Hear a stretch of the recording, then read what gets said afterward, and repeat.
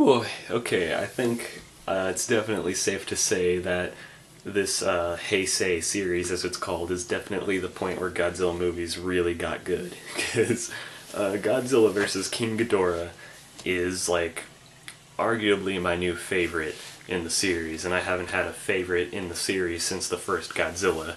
I'm like, 18 movies deep, and I finally have a new favorite. Like, ooh, that's a lot. That's a long time to go, just sifting through some mediocrity and just, with the occasional highs with a whole lot of lows. And, you know, this one was actually really good. Like an 8 out of 10, which is the highest score I've given any of these movies so far. Godzilla vs. King Ghidorah is just awesome. Like, if I had to, jot down a list of just the bare essential Godzilla movies, this would definitely go on there from what I've seen. This one is essential, because, I mean, damn, okay. King Ghidorah is, like, the most iconic villain in the Godzilla franchise, aside from Godzilla himself. And from the first time I watched Ghidorah, the three-headed monster, which is Ghidorah's first appearance, I just thought he was really cool. I really liked that movie, even though it is one of the older, cheesier movies. I liked it a lot just because Ghidorah himself was so cool. I really liked the effects they used to puppeteer him. I liked his design a whole lot. I liked the sound effects that they used with his roars and stuff. I liked his powers. I just thought he was really, really cool. And I like all of the fights that he's been in so far through the series. He has some of the best monster fights ever. So, getting to see King Ghidorah revitalized in this 90s movie with the better special effects and better, overall acting, directing, just better taken care of overall production. Getting to see him brought back and in an actual story too. It's not just another, I'm an alien, but oops, actually I'm a monkey. No, it's not some stupid shit like that. This time, it's just a batshit crazy time travel plot that barely makes any sense, if any at all. But it's just such a fun roller coaster ride that it's even though this one is a bit more corny than the last two, I can kind of forgive it because it's just such a good time. Okay, I'm just going to describe what happens in the movie because that's the easiest way to get across how cool it is. So, the plot of this movie is that some people show up, 3 people from the future come to the present day, and they tell the world about how, in the future, Godzilla destroys Japan, so we're going to choose a few select people who are experts on Godzilla to go back in time with us to tell us, where and when we need to be so we can stop Godzilla from ever existing in the first place. And they pick out a few people, and the people just go along with it. And they don't really question it that much, but they go back in time, and they go back to World War II in 1944, I think is the year they go to. And there's a funny little throwaway gag where they're flying off in their spaceship, time travel, whatever. They fly over a Navy boat or something, and this man's like, "Oh, is that a space alien?" And his general's like, "I think you should keep this to yourself. You can tell your son about it once he's born, Mr. Spielberg." It's okay, that's good joke, whatever.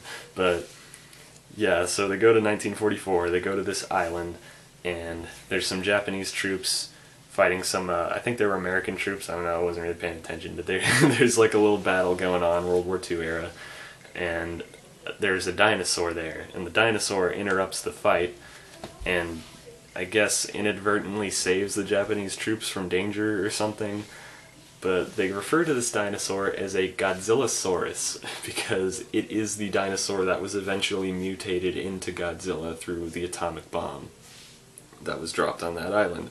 So once the dinosaur, the Godzillasaurus, is fainted on the ground, the time travel guys suck it up into their ship and they replace it with 3 goofy-looking little fuzzy bat creatures that they call Doras. Yeah, so they leave those guys in Godzilla's place, and then they return to the present, and all of a sudden, King Ghidorah is there, and Godzilla has disappeared, and Ghidorah is just wrecking shit, because Ghidorah is powerful enough that, if left unchecked, he can destroy the world. So Ghidorah is just flying around with his 3 heads, shooting laser beams and blowing the shit out of everything, leveling cities to dust, and the whole world is just in a massive panic, what the fuck is happening? Where did this monster come from? And the Godzillasaurus is just kind of left frozen under the water where no one can get to it, supposedly. And the time travel guys are content that their work is done.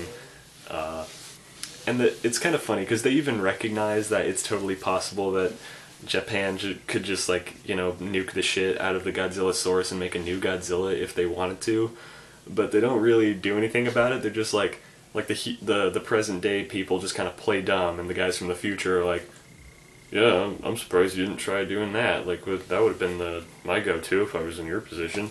Well, no shit, that's what they end up doing. They bomb the shit out of that Godzillasaurus to make a new Godzilla to fight off King Ghidorah.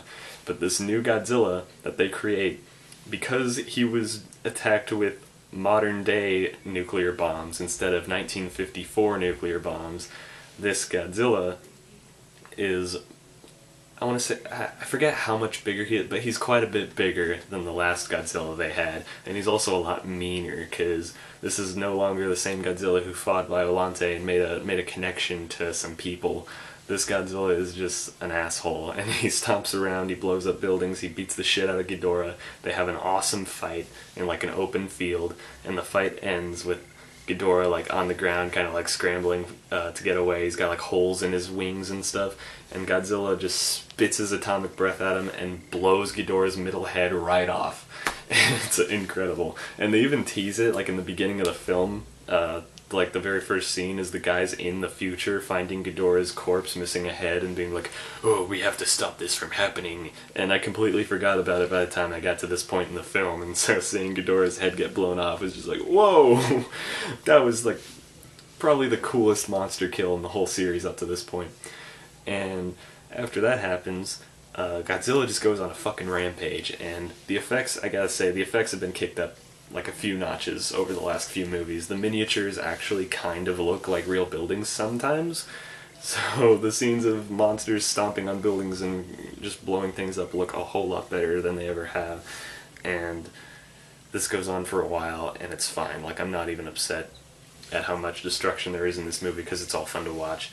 And so Godzilla's going on a rampage, and this is the point where I kind of questioned the movie. Like, I was taken aback by what the characters said, because they say, oh, we have to revive King Ghidorah so we can use him to take down Godzilla. And I was like, what? How does that make any sense at all? Like, these guys are retarded.